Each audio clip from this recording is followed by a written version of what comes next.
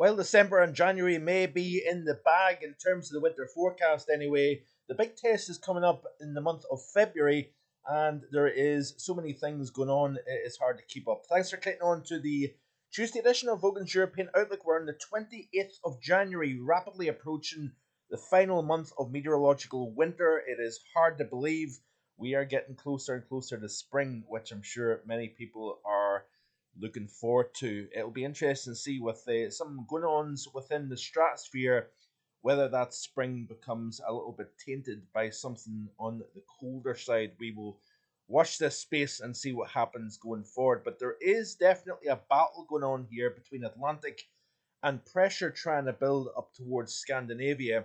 And you can see here, this is off the GFS ensemble anyway, the 850 temperatures.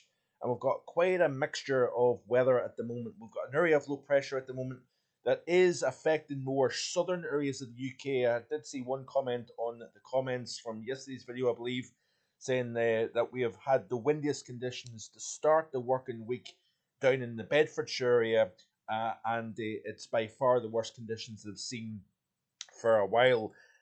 So essentially, obviously, Storm Eowyn and other weather in recent times has been generally focused more over northern areas of the UK as well as Ireland. Windy, but not so bad across central and southern portions of England. That has now changed over the last couple of days thanks to that area of low pressure a little bit further south. A lot of it's worst conditions, wind, rain, affecting more southern UK into France, into Iberia, where we've seen waves and nasty conditions on the coasts of France as well as parts of northern Spain also. But we've got this battle, like I say, we've got the Arctic oscillation that's firmly positive at the moment. It's trending back towards neutral, which is interesting. But also we are seeing the NAO trending positive. We have got a strong and robust polar vortex at the moment. We'll look at some of the longer range in a little second or so.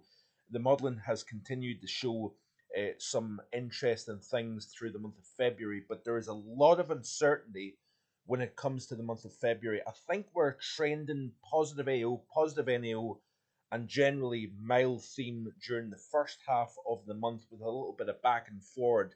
But I think the second half of February really remains open to question. Obviously, the live stream this upcoming weekend will discuss this in detail.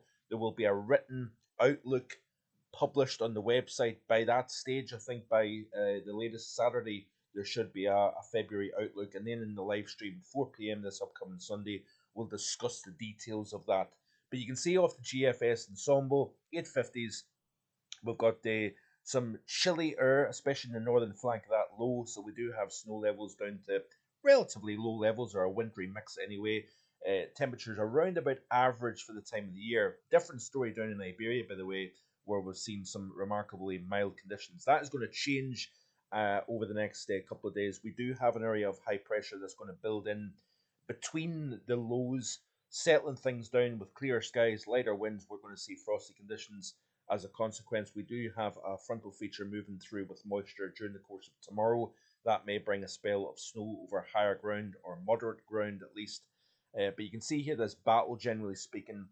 As we move into the weekend, we've got this tongue, a wedge of mild conditions getting driven up from the subtropics all the way up into the, essentially to the east of Greenland here, the Greenland Sea, for example. We've got this wedge of very mild air getting driven northwards. Whether that has an impact in terms of trying to build heights up into the Arctic region remains to be seen. But if we transport milder air up into the higher latitudes, up within the Arctic region, you sometimes find that this can start to build pressure in that latitude. But we've got two areas of cold, one coming off North America into the Atlantic. We've got another over Scandinavia, over northeastern Europe. That little wedge of colder air is going to try and start to drift into Central Europe. And as a consequence of that, so like I say, battle, air trying to come in from the northeast over the European continent. We've got obviously a lot of air coming off the Atlantic. We've got this generally westerly flow because we've got low heights over the North Atlantic and over Greenland. So you've got this bit of a battle, and the UK finds itself within that battle zone between continental and maritime. But you can see here, as we continue to play through the first few days of February, we've got this air trying to come in from the southwest. We've got this deep trough over the North Atlantic at the moment. We've got the region, the pressure built up into the northern portions of Europe and even extending in towards the Arctic region at the moment. So, you've got two, it's quite a complex battle between the two air masses at this moment in time. You can see they kind of come together, and then again, we're back into that milder regime because we've got strongest pressure to the south. We've got lowest pressure up towards the north. That is your kind of textbook positive North Atlantic oscillation setup at the moment. But if we look at the probability of falling snow, you can see here at the moment the greatest probabilities are over the Pyrenees, higher ground of central and northern Iberia, into the Alpine region here. We've got parts of Norway and Sweden, probably Finland as well, seeing a greater increased chance of snow.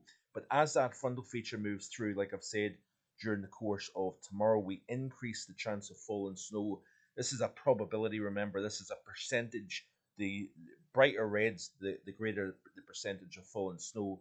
And you can see here that as we move through the course of tomorrow, as that boundary moves through, we've got probably above 300 or 400 meters. We've got a chance of seeing reasonable amounts of snow, even a little bit of a chance across Wales and England during the back half of Wednesday into Thursday anyway.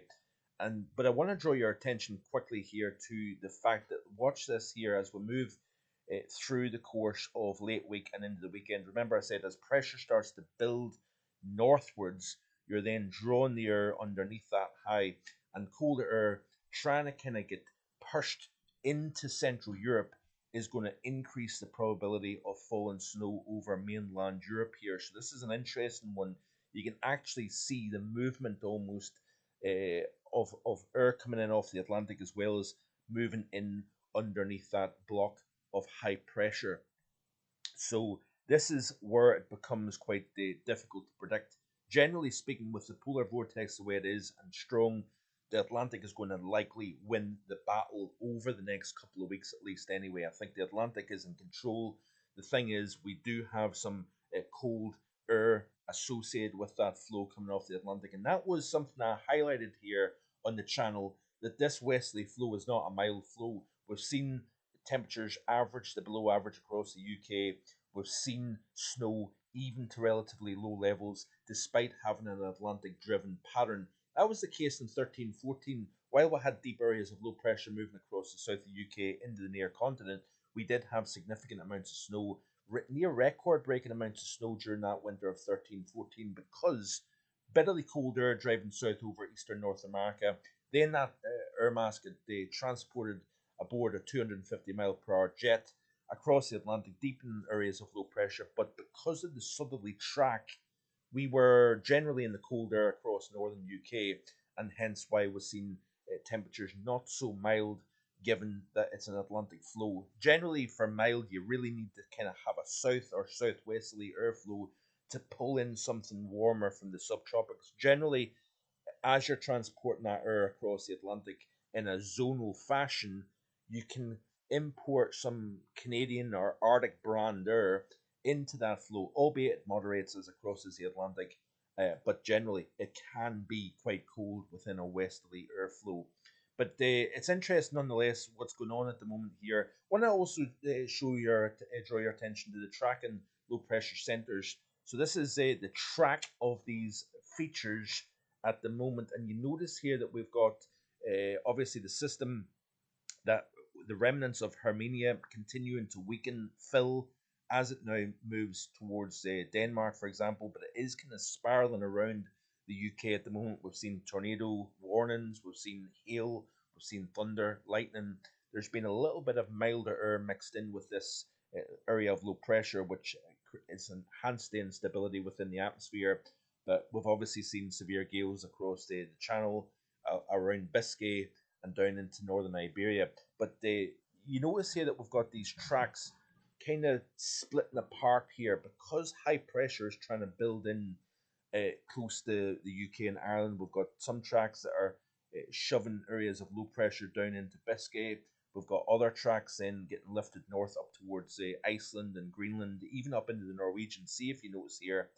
And it's paying attention to that, these tracks and this transport of milder air up into the higher latitudes. We need to pay attention to that because that sometimes can be a harbinger of bringing the reversal in the height field across the Arctic region. When you're importing a lot of mild air into the Arctic, that tends to build pressure, and then building pressure means that we've got more of a change in the overall height field, and it can be subtle initially, and then as we go forward, it actually becomes a bigger deal. So we need to watch that. But look at all these tracks moving up towards Iceland, between Iceland and Greenland. This is your classic positive NAO AO pattern. This is fitting with the MJO as well, by the way. But generally, you notice here that there is a lack of tracks crossing the UK and Ireland. They're either going south or they're going north, which is interesting because pressure is trying to build. And then as we move deeper into the period, we're starting to see tracks showing up into more the UK. It becomes a lot more messy. But the general consensus, look at all these tracks down towards the Mediterranean. We need to watch out for storminess, rain events, thunderstorms, gales, medicanes. This is the type of setup when you've got blocking generally Central and Northern Europe. You get these undercutting areas of low pressure here, and that can be a setup for some particularly turbulent mid to late winter weather down towards the Mediterranean basin, for example. So looking quickly at the latest run of the ECMWF, this is the overview chart. Play through the loop quickly.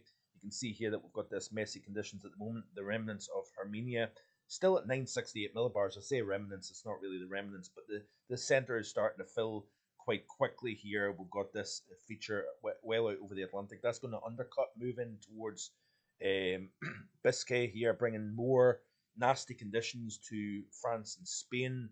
Then we find ourselves in that little high pressure zone with chillier aloft.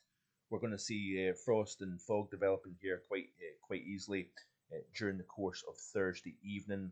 Then as we continue to play through, notice here that pressure is building across most of Europe here. We've got these areas of low pressure undercutting, moving into the Mediterranean basin. There's all that area of low pressure then starting to track north up into Iceland, Greenland. But there's also that ribbon of milder ahead of this frontal feature that is getting lifted all the way up into the Arctic region, which is quite interesting. Then we've got more deep lows dumbbelling around this deep trough over the North Atlantic and Greenland here. But generally speaking, we've got this high pressure belt over Europe. We've got the trough and low pressure spinning around up in the North Atlantic here. The UK is kind of in between the high pressure and the low pressure. Generally a southwesterly airflow here, so we've got this little bit of a back and forth battle, so to speak. Then we continue to play all the way out to the period here. We've got some pretty strong high pressure. Look at this here, 949 millibars over southern UK into the near continent by the time we reach the end of week 1 of February, beginning of week 2. So basically we've got a battle between low pressure and high pressure over the next little while or so. Wanted to show you this here. This is the 10 millibar temperatures off the GFS Thursday the 13th of February. And look at this here, a very, very distinct strong warming originating over Eurasia. It's spinning around and crossing directly over the pole, down into Greenland, into North America, essentially weakening and significantly displacing the polar vortex. If we look at the ECMWF weeklies, you can see here that we've got a colder than average temperatures at the 10 millibars the week between Monday 27th of January, Monday the 3rd of February. Skip forward, not a huge amount to speak about, but you can start to see the warming starting to take place over the Asian side of the pole. This is obviously the 3rd through the 10th.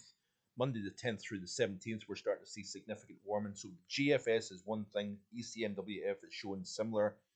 Bear in mind the time frame. This is well into the heart of February. In fact, it's towards the end of February. But look at this stronger warming signal showing up here towards the end of February, beginning of March. This is the problem that we may have. Mild February-ish, but then we could have something colder for the month of March if this has any sort of merit. So we will continue to monitor this going forward here. And finally, you can see here that the mean zonal winds at 10 millibars continues to show. I'm trying to find the graphic, which I can't, unfortunately. Oh, there we go. You can see here that we have record strong mean zonal winds, but there is a trend of weakening through the month of February. But again, it may be nothing, but it may be something as well. So we'll continue to watch this going forward. MJO will look at that in the next couple of days as well. So stay tuned. We do have plenty of mild conditions across the continent of Europe.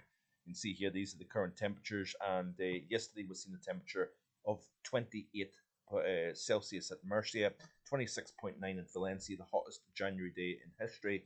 And we've got plenty of mild records across the continent of Europe, as can be seen here of the coolweather.com.